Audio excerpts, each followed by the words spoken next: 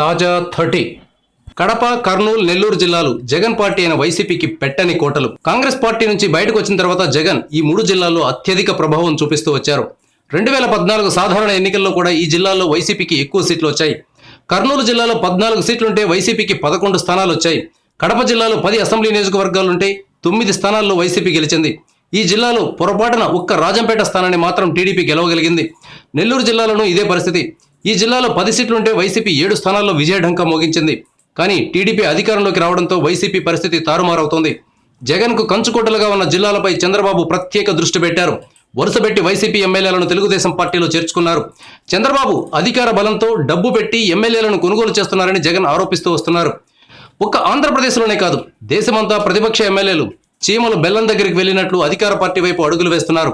నిన్నటికి నిన్న గోవా, మణిపూర్ రాష్ట్రాల్లో కాంగ్రెస్ పార్టీ ఎక్కువ స్థానాల్లో గెలిచినా 2వ స్థానంలో ఉన్న బీజేపీ ప్రభుత్వాలను ఏర్పాటు చేయగలిగింది. కేంద్రంలో బీజేపీ అధికారంలో ఉండటం వల్లే ఇది సాధ్యమైంది. కాబట్టి ఏపీలో ఏదో విచిత్రం జరుగుతుందని అనుకోవడానికి లేదు.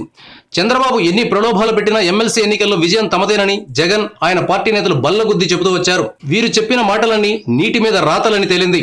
కర్నూలు, నెల్లూరుతో పాటు జగన్ సొంత జిల్లా అయిన కడపలో కూడా ఎమ్మెల్సీ ఎన్నికల్లో తెలుగుదేశం పార్టీ ఘన విజయం సాధించింది. ఒక్క కడప ఎమ్మెల్సీ ఎన్నికల్లో మాత్రమే వైసీపీ కొంతమేర పోటీ ఇవ్వగలిగింది. ఆ పార్టీ అభ్యర్థి వివేకానంద రెడ్డి తొలుత లీడింగ్ లో ఉన్నారు.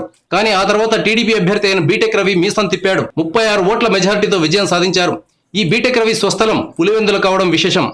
కర్నూలు జిల్లాలో భూమా నాగిరెడ్డి మరణించడం వల్ల టీడీపీకి మైనస్ అవుతుందని, తమ అభ్యర్థి సులభంగా గెలుస్తాడని జగన్ అంచనా వేశారు. ఈ నేపథ్యంలో భూమా మరణంపై జగన్తో పాటు వైసీపీ నేతలు తీవ్రమైన ఆరోపణలు చేశారు. భూమాను చంద్రబాబే మంత్రి పదవి ఇవ్వకుండా చంపేశారని పసలేని అలిగేషన్స్ చేశారు. ఈ ఆరోపణలు బూమరాంగ్ అయ్యాయి. టీడీపీ అభ్యర్థి శిల్పా చక్రపాణి రెడ్డి 56 ఓట్ల మెజారిటీతో వైసీపీ అభ్యర్థి గౌరవ్ వెంకటరెడ్డిపై గెలుపొందారు. నెల్లూరు జిల్లాలో వైసీపీని చంద్రబాబు తీవ్రస్థాయిలో బలహీనపరిచారు. మేకపాటి రాజమోహన్ రెడ్డి తప్పిస్తే పేరున్న నాయకులందరినీ టీడీపీలో చేర్చుకున్నారు. దీంతో టీడీపీ అభ్యర్థి వాకాటి నారాయణ రెడ్డి సులభంగా విజయం సాధించారు. ఆయన 87 ఓట్ల మెజారిటీతో వైసీపీ అభ్యర్థి ఆనం విజయ్ కుమార్ రెడ్డిపై విజయ ఢంకా మోగించారు. మొత్తం మీద జగన్ కు బలమున్న చోట చంద్రబాబు దెబ్బ కొట్టగలిగారు. వైఎస్ మరణం తర్వాత జరిగిన ఉప ఎన్నికల్లో పలుమార్లు జగన్ చంద్రబాబుకు డిపాజిట్లు రాని పరిస్థితి కల్పించారు. ఇప్పుడు చంద్రబాబు దానికి బదులు తీర్చుకున్నారు.